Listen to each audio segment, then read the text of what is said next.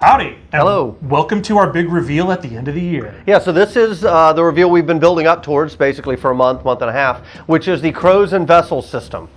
This system is really big and it pretty much touches everything. It does. It's innovative, which also means risky, but it touches everything from character creation to economy to death and respawn, skills advancement. Pretty much every system in the Pretty game. much everything is touched at least a little bit by this system. And now we're going to have the team walk you through the system. Here it comes.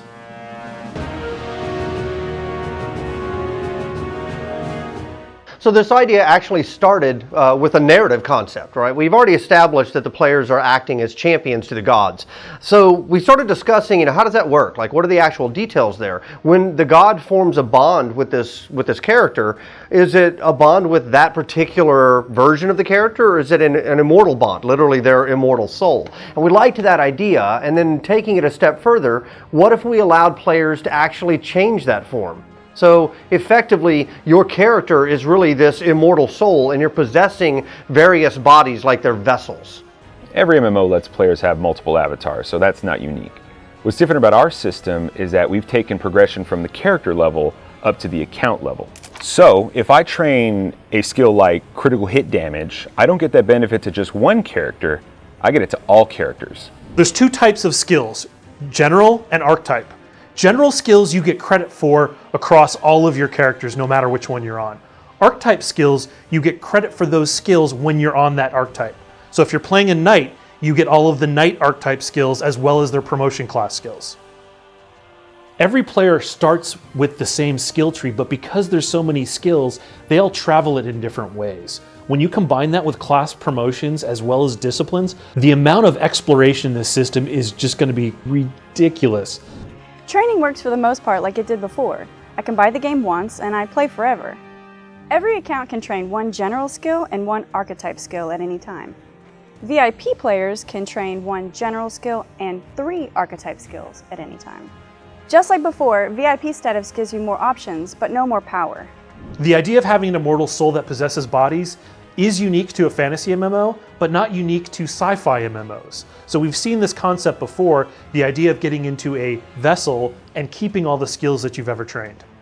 Once you start to think of vessels as skins that the crows can possess, it opens up a ton of interesting vectors. Can you find new vessels in the world? Can I explore an ancient tomb and possess the body of a legendary centaur general? Can I discard one body in the middle of a siege to change the makeup of the battlefield? All of this is possible within the new system.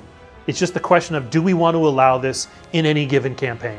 So once you take this mental leap, right, vessels effectively become objects. I mean that literally. You can put them in your inventory, you can craft them, you can collect them, you can buy them, you can sell them, you can trade them, you can even, in some cases, loot them.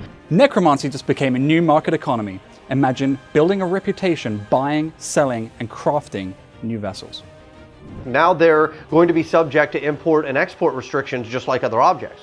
It becomes a strategic decision at the beginning of a campaign. Do I want to bring in more weapons and armor? Do I want to bring in more resources and materials that I can use to craft? Or do I want to bring in more vessels that I can use to have more options to deploy on the battlefield? Of course, the idea of losing a vessel, effectively losing your whole character, is really off-putting for a lot of people. So we're saving that for the hardcore campaigns like the Shadows and the Dregs. All right, that's the system in a nutshell. Yeah, so there's also an FAQ that we're dropping on the website, so if you want to check that out, and we'll be on the forums if you want to talk about it. Yep, see you there. Thanks, guys.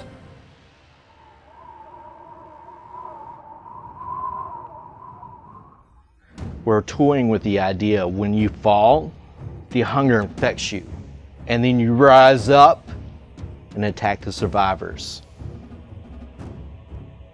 So Doggett's crazy, I know that, but actually that's kind of a cool idea. I mean, there's no reason we couldn't have a vessel have a chance that it's possessed and it stands up and turns into a mob and attacks the other players.